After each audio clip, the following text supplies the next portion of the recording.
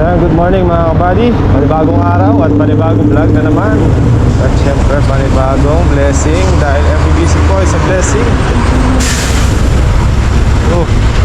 Galing tayo dito sa bayan at bala tayo sa ospital. Mag-alas 9 po ang ating oras. Mag-alas 9 ng umaga. So palusong na tayo. Diretso tayo ng farm kabady. Nalihis yung ulan kahapon. Dito umulan mga kabady. Mula dito sa may, hindi ko alam sa Gawido na. Hanggang dito lang tayo. Dito sa may sur, Abiao, tapos hanggang Santa Rita maulan. Nalihis sa farm. Pero ngayong araw 40% daw yung chance na umulan. Sana nga.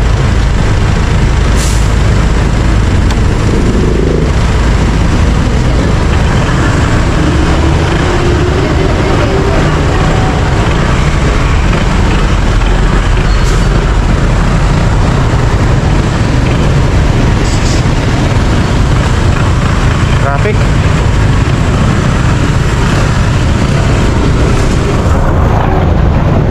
Okay. So marami pa lang, marami. Hindi pala marami, dalawa lang pala sila.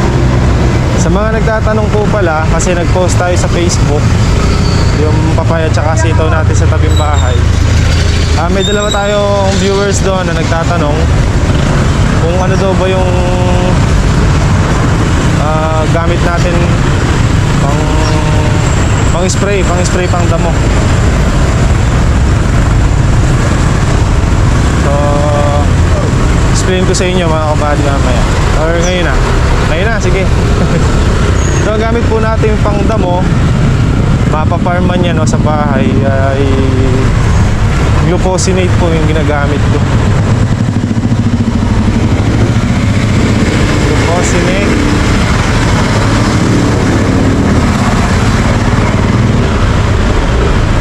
Mainam siyang ginagamit lalong lalo na kung i-spray mo siya mga kabady ng tirik na tirik yung araw. Kita mo agad yung resulta.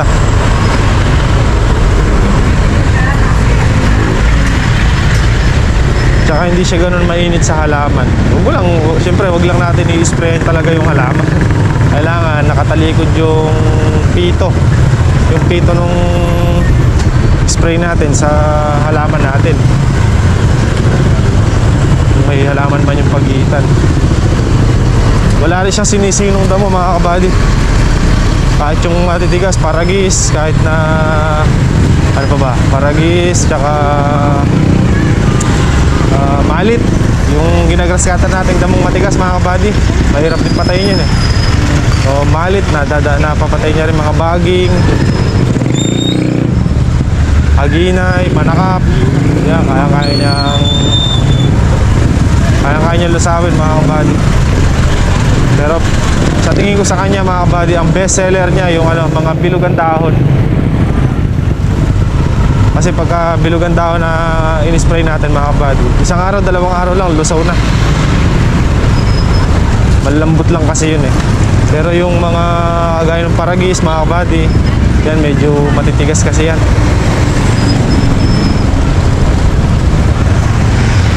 Kaya meron kasing di ba? Pagka kasi mga ganyan mga kabady, malamag naman tayo nag-share mga kabady. Basta alam nating approve at saka alam nating mabisa. Eka nga, pagka may nagtatanong sa atin, hindi naman tayo madamot mga kabady. Pero merong mga nagpa-farm din na kung ano yung gamit nilang gamot, hindi nila pinagsasabi yun. Mga private nila yun mga kabady. Meron din ganon. Especially mga kabady sa mga halaman, yung panghalaman na gamot, pang insekto, pang uod. Yan. Marami silang mga ginagamit na gamot na sa kanila lang. Hindi nila talaga sinasabi yan.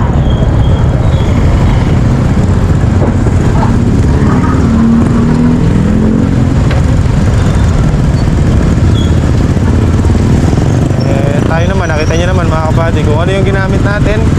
Kasama sa vlog natin yan. Ipapakita ko sa inyo mga kabady yung resulta nung ginagamit nating pang spray na glufosinate. Bagay, nakita nyo naman na siguro dati pa yung mga ginagamit, pero ulitin natin para para makita din ng iba pang hindi pa nakakita sa bahay tsaka dito sa farm. Kung maaga tayo mauwi mamaya, update ko kayo. Pero meron naman akong record dito sa sa cellphone ko Makita ko na lang mamaya sa farm. So nandito pa lang tayo sa Kabayanan ng Cabiao. Dito ang lakas ng ulan sa tingin ko kasi kagabi galing tayo ng hospital din. Talagang basang-basa yung gilid ng daan. Talagang may pondo pa nga ng tubig Ayan hanggang ngayon meron pa Yung gawing kanan natin ayan, basa-basa pa yung daan. Hapon sa farm, mamambun-ambun lang. Kala ko bubuhos na. Tuwan-tuwa pa naman kami nila Benji.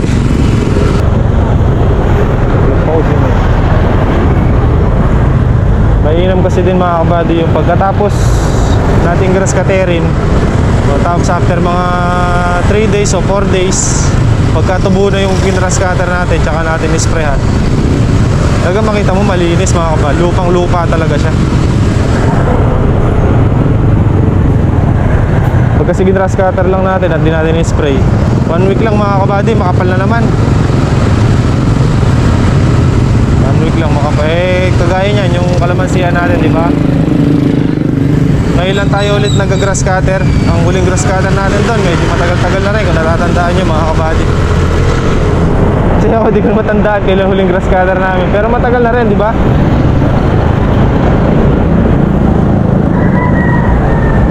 Ilang buwan na rin siguro.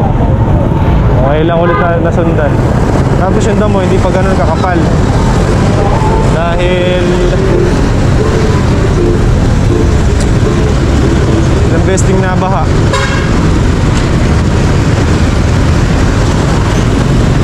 So si glufosinate po mga kabady, hindi po tayo endorser ng hindi po natin pinopromote yung gamot na yan.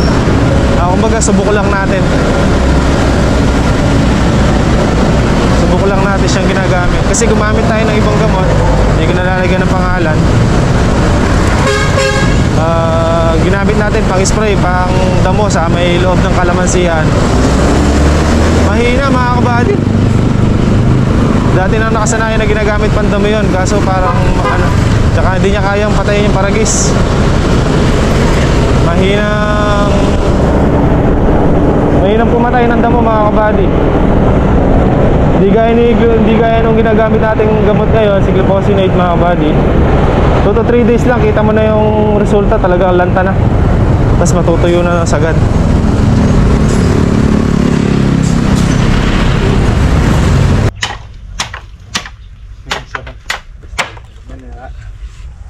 Subusin niya pamparet, tas lamban.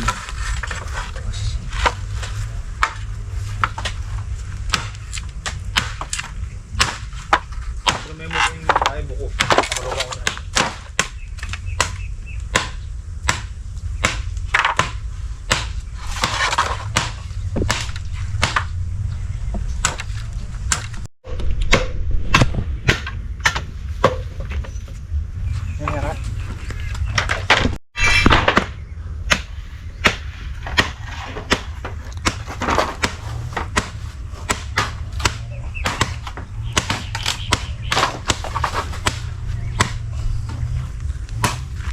Depensa para sa mga bibe sa mais.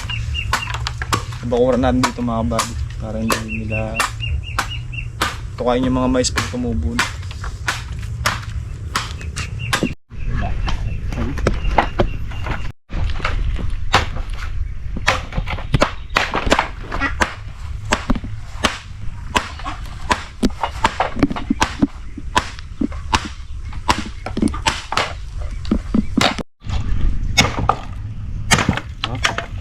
Yan na.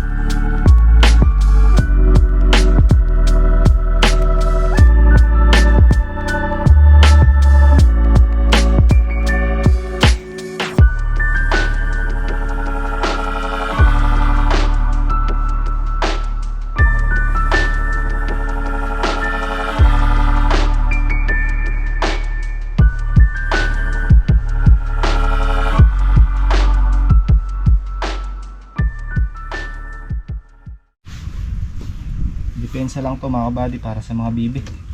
Kasi pag tumubo yung mais natin eh, tutukayin nila yun. Ikutan natin ng ito, lambat.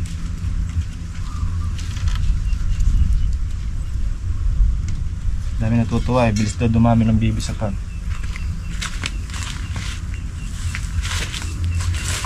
Lalo na kung di namatay yung mga itlog, no? Nalunod.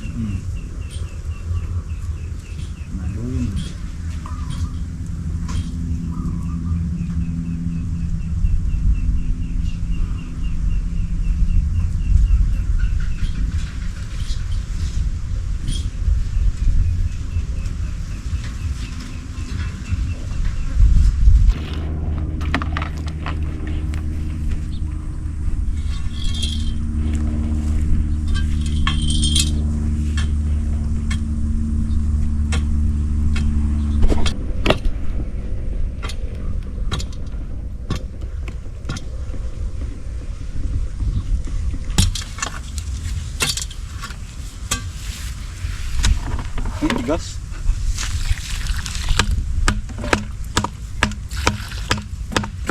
Ano naman lumambot? Ayaw nga lumambot.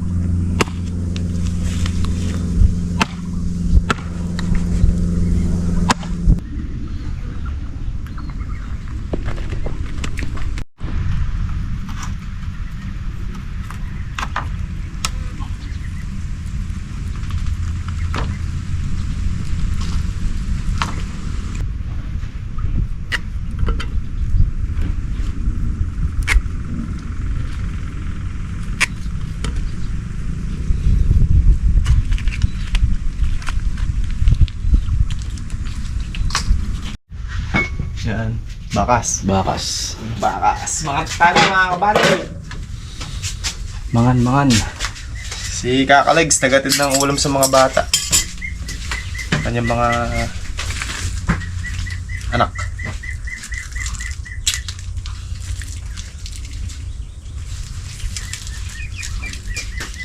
Lumilin, tapos uminit ulit, no? Lusaw-sawa na to. Ang ulam natin ngayon yan. Ito. Tsaka yung sinigang na baka. Sinikap na bakers.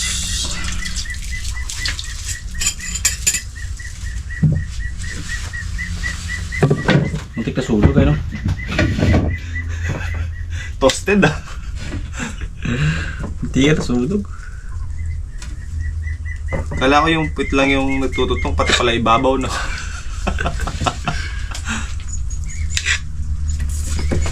Sili.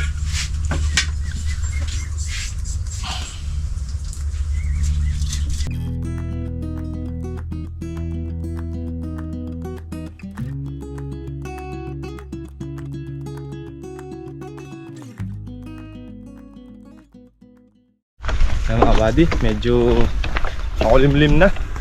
Hindi tayo magtrabaho ulit. Kanina masakit sa balat eh, no? Para yung Oo. kahapon. Sa ulo.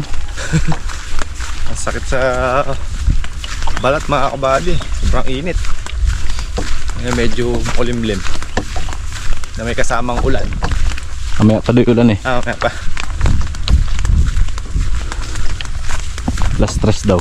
Baling walang matapos sa trabaho. Basta Rain.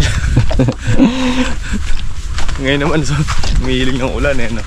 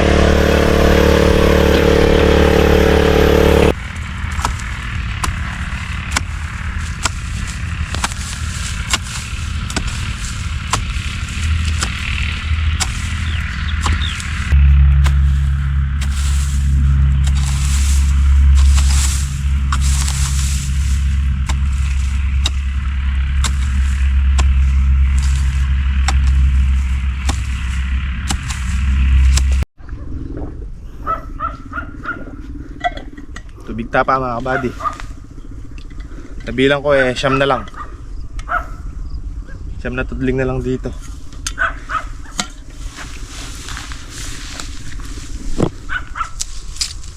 Marami pang mahabol na bulaklak sa ilalim diyan. Marami pa yan. Kaso baka hindi na magtuloy. Hindi na nagtatang pa kami. Kapag panahon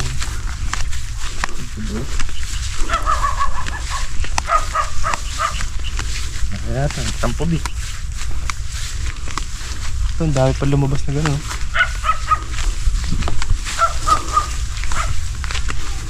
Kaya nagsupling sila ng bago. Pero may kasamang bulaklak doon.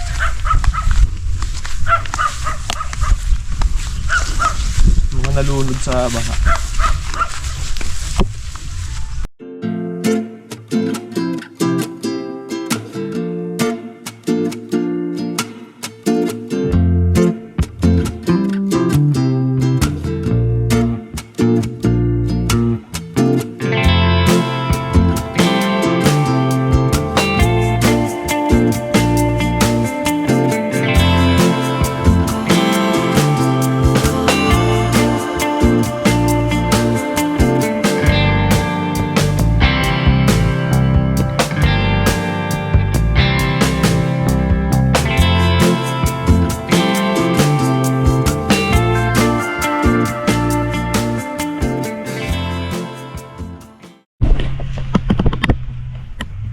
Ito na lang.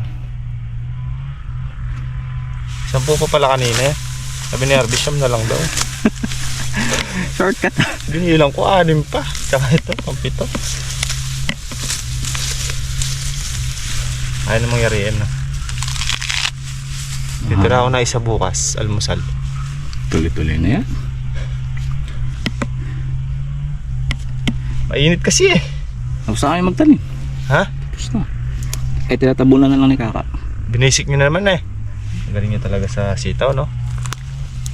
Dalawang tudling. Ayan. Isang tudling pa niya, diretso ulit doon. Diretso ka yun. Isa lang yun eh. Ha? Isa lang yung ginawa niya. Diretso ka na yun ah. Hapon, isa nagawa pa. namin yun. Dito na. Dalawa. Dalawa ba? Dalawang ganat. Ah. Isa pa burol. Yung nakapadaop na ganito. Isa pa doon. Pero hindi lang mainit. Kaya pa diretso itong isa na to. Minit na naman eh. Mailagay ito sa kabila. Ha?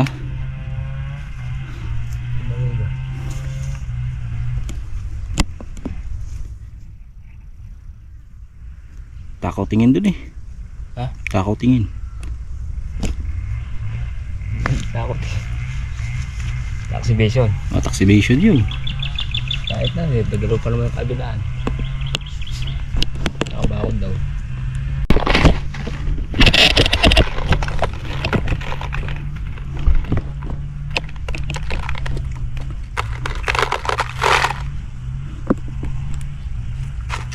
Ay, siratin pala.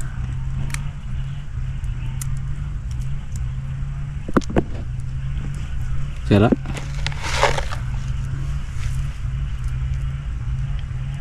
butong pag nangumunga maliit, maiksi ito.